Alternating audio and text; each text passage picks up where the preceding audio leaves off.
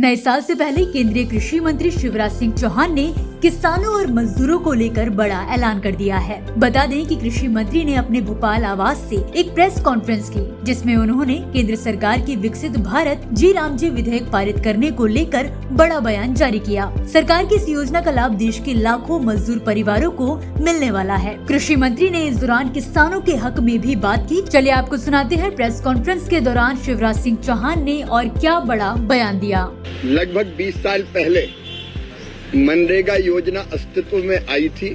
उसके पहले भी कई रोजगार से संबंधित योजनाएं, संपूर्ण ग्रामीण रोजगार योजना, काम के बदले अनाज योजना, जवाहर रोजगार योजना, एक के बाद एक आई। कुछ समय काम किया और फिर या तो उनका स्वरूप बदला या योजना बदल दी गई। मनरेगा में कई गंभीर खामियां थी। मनरेगा भ्रष्टाचार का पर्याय बन गई थी। मजदूरों के बजाय मशीनों से काम, कॉन्ट्रैक्टर से काम, ओवर एस्टीमेट बनाना, काम का वैल्यूएशन ठीक नहीं होना, एक ही काम को बार बार कर देना, कई तरह की चीजें ऐसी आती थी जिन पर लगभग 1 साल से विचार चल रहा था। अंततः फैसला ये हुआ कि अब इस स्वरूप में योजना का चलाना ना तो विकास के लिए कारगर सिद्ध हो रहा है, न मजदूरों के लिए उपयोगी, और इसलिए विकसित भारत जी राम जी अभी संसद में इस बिल को लाके पारित करके कानून बना है, एक्ट बना है। मैं एक बार फिर दोहराना चाहता हूं आपके माध्यम से, इसमें मजदूर को रोजगार की गारंटी 100 से बढ़ा के 125 दिन की गई है। और ये केवल ऐसे ही नहीं की गई कि कह दिया, ये आगामी वित्तीय वर्ष में जो प्रस्तावित बजट प्रावधान है वो भी 1,51,282 करोड़ रुपया किया गया। पिछले साल 88,000 करोड़ था केवल। जब 100 से 125 दिन मजदूरी करनी है तो उसके लिए वित्तीय प्रावधान आवश्यक है, वो किए जा रहे हैं। केंद्र का अपना हिस्सा बढ़ के भी अकेले 95,000 करोड़ रुपए से ज्यादा होगा। और ये तो पहला साल है, आवश्यकता के अनुसार ये बढ़ेगा भी। लेकिन ये देखा गया था कि मनरेगा के कारण मनरेगा में इतनी विशाल धनराशि खर्च करने के बावजूद भी उस धनराशि का उपयोग गांव के सुनियोजित विकास में नहीं हो रहा था।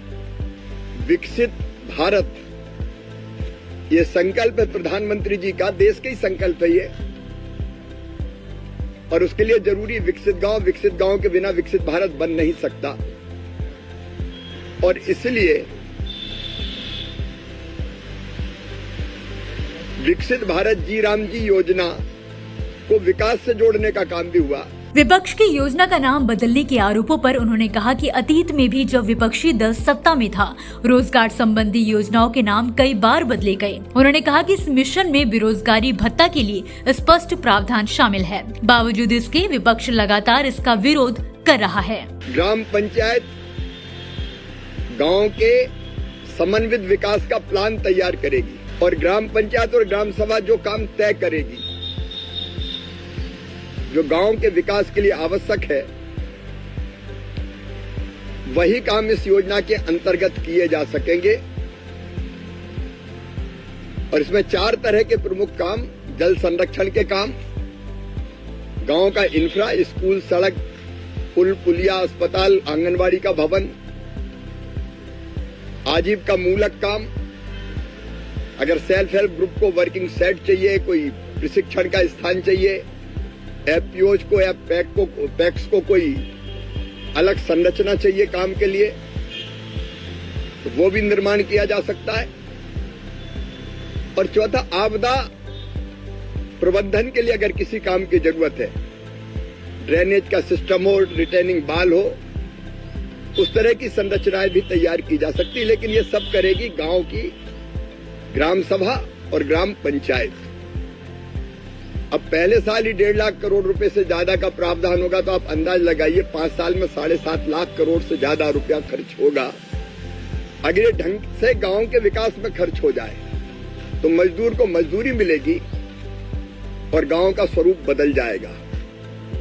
एक और विशेष प्रावधान इसमें यह किया कि कई बार कुछ पंचायतों में काम बहुत हो जाते हैं, वो विकसित है, और कई पंचायतें जो दूर दराज के क्षेत्रों की है, वह अपेक्षाकृत कम विकास के काम हुए।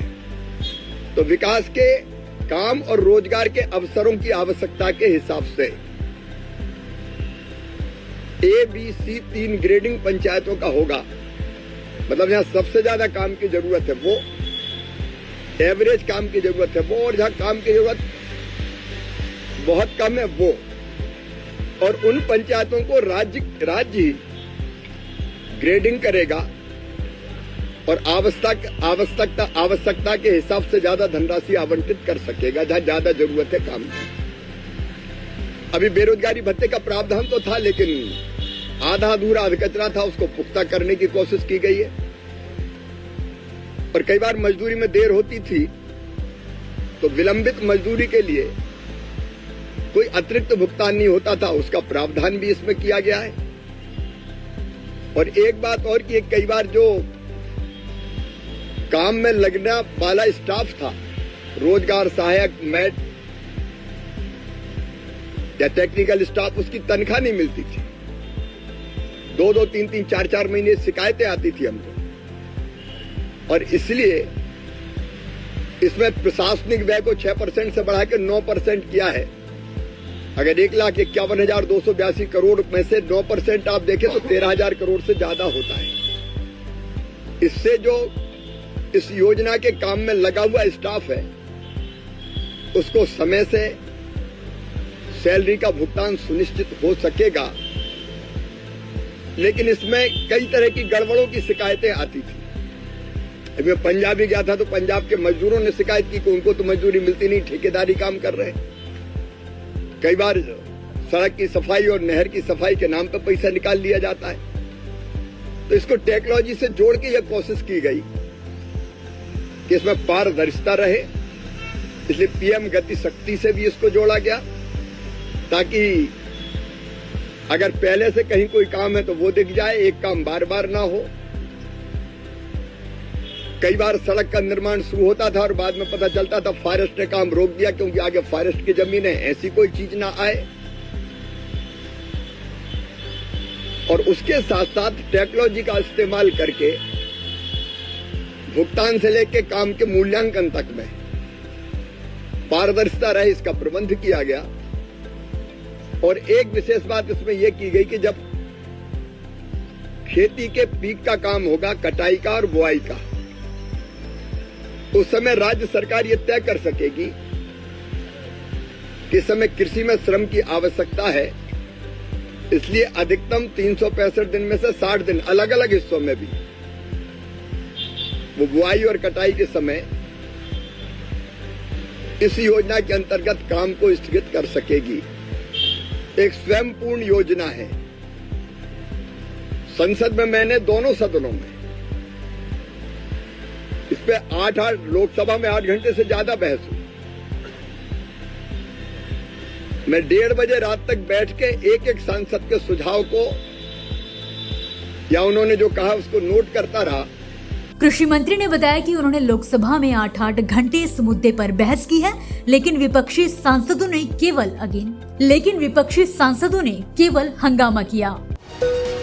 अगला स्टेशन आपकी मनचाही मंजिल खुशहाली है। खुशहाली के दरवाजे चारों ओर से खुले रहेंगे। किसान इंडिया के साथ यात्रा करने के लिए आपका धन्यवाद।